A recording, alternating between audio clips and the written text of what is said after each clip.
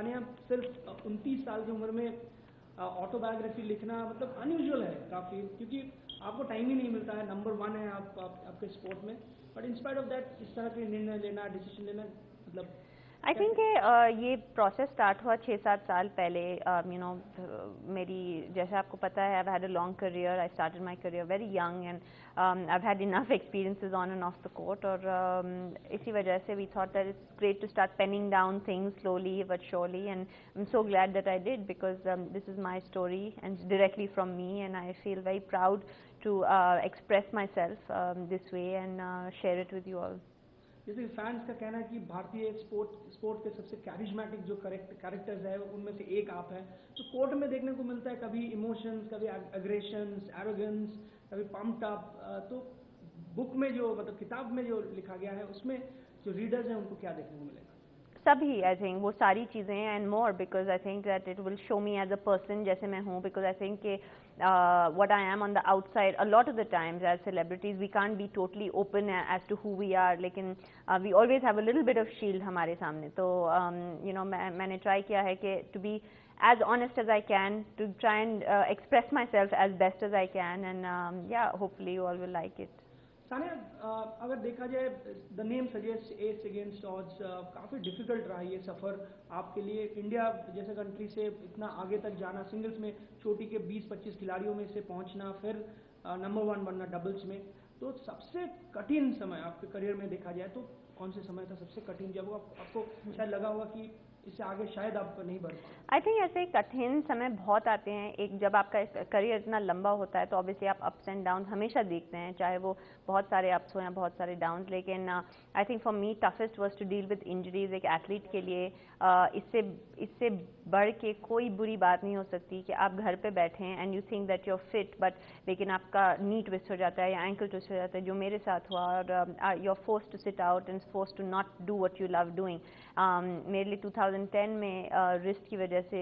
मैं 5-6 महीने नहीं खेल पाई थी, मुझे लगा था कि मेरा करियर ख़त्म हो गया, मैं डिप्रेशन में चली गई थी लिटरली। तो ये समय मेरे लिए हमेशा जो इंजरी वाला समय था, लेकिन ये पर्टिकुलरली 2010 वाला समय was very difficult. Sania,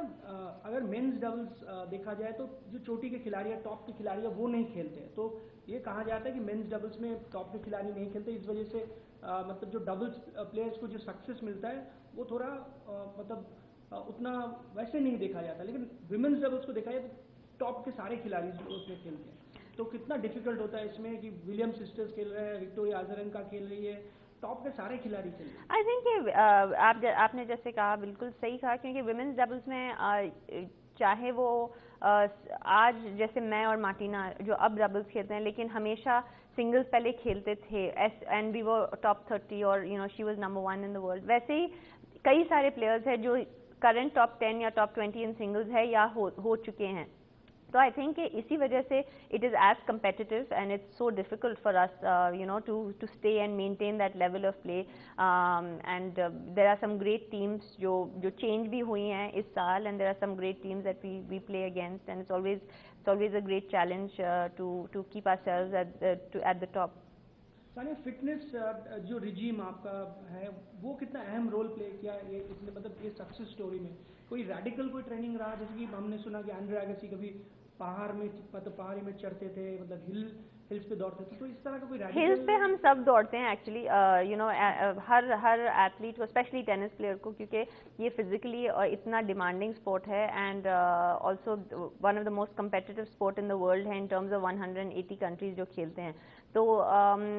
we all have radical training,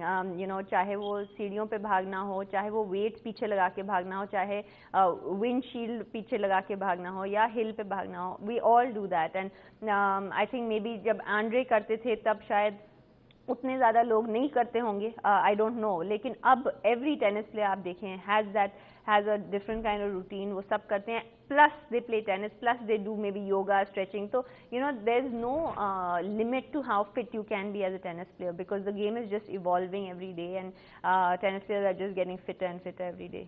Sania, Rio Olympic Games के लिए किस तरह का प्रिपरेशन है आपका, और पूरे देश आपके लिए दुआ कर रहा होगा जब ओलंपिक गेम्स में आप हिस्सा लेंगी, तो किस तरह का प्रिपरेशन है? आई थिंक मैं ये हमेशा से कहती आई हूँ कि ओलंपिक्स हमारे लिए बहुत इंपॉर्टेंट है। टेनिस प्लेयर्स हमारा हमेशा ख्वाब होता है कि हम जाके इंडिया को रिप्रेजेंट करें और ट्राई करें कि एक मेडल जीते, लेकिन आई थिंक कि दूसरे स्पोर्ट्स की तरह काफ़ी सारे ऐसे स्पोर्ट्स हैं जो जिसके पास टाइम ज़्यादा होता है टू प्रिपेयर एक टूर्नामेंट के लिए, जो शायद अगस्त या सितंबर में होगा,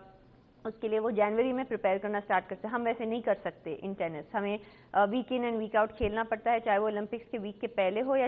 ओलंपिक्स के वीक के बाद में। तो प्रेपरेशन वैसे ही होगा जैसे हर टूर्नामेंट का होता है, जैसे हर विंबलडन या हर यूएस ओपन का होता है।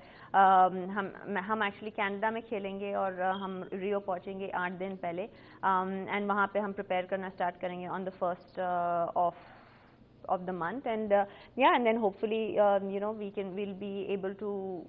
try and give our best. We will give our best and hopefully come back to the medal. Sania, professional circuit में देखा जाए तो आप रोहन बोपन्ना के साथ नहीं खेलती हैं, लेकिन यहाँ किस तरह का केमिस्ट्री रहेगा और कितना अंडरस्टैंडिंग आप दोनों में? रोहन और मैं एक दूसरे को बहुत टाइम से जानते हैं और आई थिंक मैं और रोहन बहुत सारा खेल चुके हैं साथ में, चाहे वो ग्रैंड स्लैम्स में हो या IPTL में हो या हॉपमैन कप में हो। बहुत सालों से हम लोग एक साथ खेल रहे हैं, तो हमारी केमिस्ट्री और अंडरस्टैंडिंग की कोई प्रॉब्लम नहीं है। We'll just need a little bit of practice जो हमें मिल जाएगी when we go to Canada. And tennis circuit पे हमारे कमिटमेंट्स होते हैं, so obviously we can not just drop एक कमिटमेंट ड्रॉप करके, यू कांट डू दैट। तो इसी वजह से, लेकिन yeah, we are looking forward to going after Canada and practicing for 1 week and playing at Rio. Sania, अगर देखा जाए तो मार्टिना हिंगिस के साथ आपका जोड़ी पिछले 3 साल में हर वो सक्सेस लाया जो मतलब एक टेनिस प्लेयर ड्रीम मतलब सपने में सोच सकती है, लेकिन यहाँ शायद मार्टिना हिंगिस के खिलाफ आपको खेलना पड़े क्योंकि वो रॉजर फेडरर के साथ खेल रही है। तो किस तरह का प्रिपरेशन है अगर वो फेस ऑफ हुई? आई थिंक मार्टिना के अगेंस्ट खेलना हम दोनों के लिए actually one of the toughest things होता है, because we know each other in and out, चाहे वो हमारी गेम हो, चाहे वो एक दूसरे की नेचर हो या कैसे रिएक्ट हम करते हैं इन tough moments, in good moments. लेकिन आई थिंक अगर होना ही है तो हम दोनों यही कहते हैं और we laugh about it and say if we have to play hopefully it will be in the final that we play against each other. Sania, Bharat में आपसे पहले शायद ही कोई सोच सकता था कि वो रैंकिंग में नंबर 1 तक पहुंचेगी विमेंस टेनिस में। तो अब भारत में, सब कॉन्टिनेंट में, शायद एशिया में भी आपको आइडॉल माना जाता है। आपके स्पोर्ट में यंगस्टर्स जो गेम को अभी टेकअप कर रही है वो सब मानते हैं कि आप आइडॉल है, लेकिन आपके आइडॉल कौन है टेनिस में? मेरी आइडल हमेशा से स्टेफी ग्राफ रही हैं। I have idealised her since I was a little kid and I still do actually. और मैं सिर्फ एक बार उनसे मिली हूँ एंड मैंने एक्चुअली वो बुक में लिखा है, जब मैं उनसे मिली थी तो how nervous I got like a little fan and I almost couldn't blurt out a hello normal say, and yeah, so she's been someone I've looked up to, and so जब मेरा forehand का comparison उनसे हुआ था कई बार, मेरे लिए बहुत बड़ी गर्व की और ऑनर की बात थी। लेकिन एक ऐसे खिलाड़ी आपका फोरहैंड को लेकर काफी प्रेज किया, इससे पहले वो है सेरेना विलियम्स, तो वो 22वां ग्रैंड स्लैम वो भी जीत गई है। तो क्या आपको लगता है कि सेरेना मतलब स्टेफी से भी बड़ा खिलाड़ी? आई थिंक बड़ा छोटा कोई नहीं होता। I think it's very difficult to compare कि कौन इनसे अच्छा है। आई थिंक एरा की बात होती है, but I definitely think that Serena is an amazing athlete. She is taken women's tennis to a different level, और चाहे वो एथलेटिसिज्म हो या चाहे द वे शी प्ले, चाहे the way she serves, and I think she is doing amazing and hopefully she can win a lot more. आखिरी 2 सवाल। शाहरुख खान आपकी जो किताब है वो आज लॉन्च किया, तो शाहरुख खान काफ़ी स्पोर्ट्स एंथुसियास्ट है, और उससे पहले देखा गया कि जब नाइट राइडर्स IPL का खिताब जीता था तो शाहरुख खान ईडन गार्डन्स में उनको समरसॉल्ट करते हुए सभी ने देखा था। लेकिन आपको अगर ओलंपिक का मेडल मिला यहाँ तो आप कुछ रिक्वेस्ट करेंगी उनको, कुछ खास कुछ करने के लिए? Shahrukh, I am really grateful कि शाहरुख ऑनेस्टली लिटरली मुझे I know how busy he is, हम सब बिजी होते हैं लेकिन he is very busy, and I just had to literally give him 1 call and he said of course darling, I know him for many years and he is been a very good friend of mine, I am really thankful कि वो आए। It was great for Hyderabad to see him as well. हमें ज़्यादा मौका नहीं मिलता शाहरुख खान को देखने का, so it's very good that he was here. And अगर ओलंपिक मेडल जीतेंगे तो शायद रिक्वेस्ट करेंगे, सोचूंगी तब का तभी, अभी मैं कैसे सोचूंगी मैं शाहरुख खान को क्या रिक्वेस्ट करूंगी।